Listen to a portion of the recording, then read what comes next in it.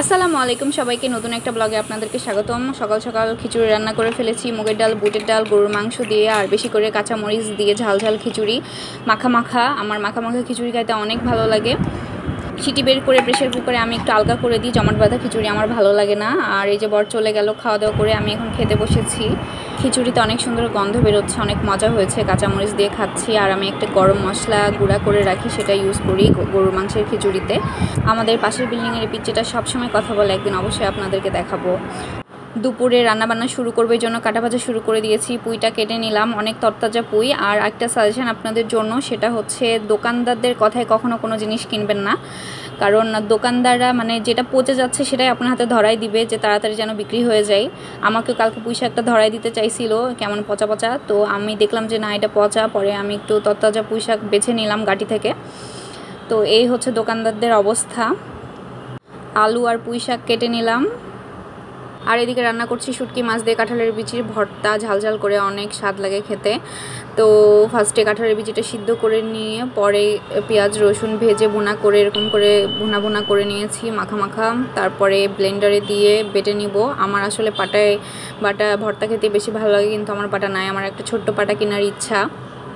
ভর্তাটা ব্লেন্ড করে একটা প্লেটে তুলে নিলাম। এখন একটু সরিষার তেল আর একটু লবণ দিয়েছি, কারণ লবণ কম হয়েছে, দিয়ে হাতে মাখিয়ে নিব। কাঁচা সরিষার ফ্লেভার ভর্তাতে, সব ভর্তাতেই ভালো লাগে, এই জন্য আমি একটু সরিষার দিয়ে নিলাম। এই যে আমার ভর্তা একদম রেডি। গরম গরম ভাত হলে ভাত দিয়ে খেয়ে নিব। দুপুরে খেতে বসে গেছি। পুঁই শাক হচ্ছে বেশি করে রসুন মরিচ দিয়ে একটু পুরোপুরি চচ্চড়ের মতো করেছি। আর এ পাশে হচ্ছে কাঁঠালের বিচি দিয়ে শুটকির ভর্তা। এখন খাওয়া দাওয়া করে নিব। দুইটাই পছন্দের তরকারি দিয়ে ভাত মাখিয়ে খাচ্ছি। আর পুঁই শাক দিয়ে আমার শুটকি মাছ খেতে অনেক ভালো লাগে, যেহেতু ভর্তা করেছি সেহেতু আর পুঁই শাকের শুটকিটা দেই নাই। বিকালে জানলা একটু বসেছি, তো দেখছি বাড়ির পেছন দিকে হচ্ছে সব মহিলারা ঝগড়া করছে, তো বসে বসে জানলায় বসে বসে ঝগড়া দেখছিলাম আর কি। ইদানিং সন্ধ্যার দিকে মনে হয় যে একটু বাইরে যাই, না হলে দুনিয়া বিষাদময় লাগে। হয় হাঁটতে যাই, না হলে ঘুরতে যাই, না হলে খেতে যাই। তো আজকেও আসছি মিরপুর 11:30-তে হচ্ছে সিটি ক্লাবটা আছে, সিটি ক্লাবের সামনে এখানে একটা চটপটি ফুচকার দোকান আছে, হালিমও পাওয়া যায়, অনেক ভালো চটপটি বিক্রি করে। একবার হালিম খেয়েছিলাম এখানকার, আমি রিভিউ দিয়েছিলাম। তো এই চটপটি দেখেন একদম ফ্রেশ। দুটা ভাইয়া এখানকার উদ্যোক্তা, অনেক ভালো চটপটি বিক্রি করে। চটপটি 60 টাকা আর ফুচকা হচ্ছে 50 টাকা। এখানকার চটপটি আমি আজকে প্রথম খাবো, আমার মনে হচ্ছে যে অনেক স্বাদ হবে। বানাচ্ছে ভাই অনেক মজা করে। এই যে দেখেন ডাল কম, ফুচকা, ডিম, পেঁয়াজ এত বেশি, আমি আগে কখনোই কোনো চটপটিতে এত পেঁয়াজ, ডিম বা ফুচকা দেওয়া দেখিনি। খাওয়ার শেষের দিকেও দেখেন কত পরিমাণে ফুচকা আছে এখনও।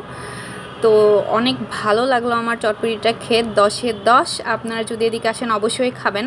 মিরপুর 11 থেকে কালচি যেতে যেই রাস্তার প্রথম দিকে যেই বাজারটা বসে, সেখান থেকে আমরা এখন সবজি বাজার করব। তো মামার অনেক গরম লাগছে। এগুলা মরিচ কম, মামা এখন বলে যে অল্প দাম দিয়ে সব ছেড়ে দিচ্ছি, লাভ কম করছি, গরমে বাসায় যাব। আমরা বাজার থেকে কাঁঠালটা নিয়েছি। আমার নরম নরম রোয়া খেতে ভালো লাগে কাঁঠালের, শক্ত রোয়া পছন্দ না। তো মামাকে বলে নিয়েছি, এখন জানি না ভিতরে কেমন হবে। কাঁঠালটা 30 টাকা দিয়ে নিয়েছিলাম। এই যে বোটাটা দেখে আমার কেন জানি না মনে হচ্ছে যে এখনও পাকাপোক্ত হয়েছে কিনা। তো যাই হোক, একটু নরম নরম, তাই আমি কাঁঠালটা খুললাম, কিন্তু কাঁঠালের রোয়াটা আসলে এত আঠা কেন জানি না উঠে আসতেছিল না। আর কাঁঠালটার প্রচুর আঠা, আমার কাঁঠালটা অত বেশি পছন্দ হয়নি, কেমন যেন একটু ছ্যাবড়া ছ্যাবড়া। নরম হলেও এতদিন বাড়িতে কত কাঁঠাল, আর এখানে এসে কাঁঠাল কিনে খাইতে হচ্ছে। তো আপনারা কমেন্ট করে অবশ্যই জানাবেন যে ভালো কাঁঠাল কিভাবে চেনা যায়।